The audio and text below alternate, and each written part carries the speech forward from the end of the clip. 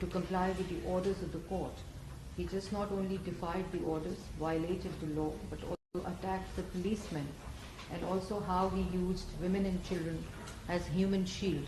So once you watch this video, and then we'll open the floor for questions.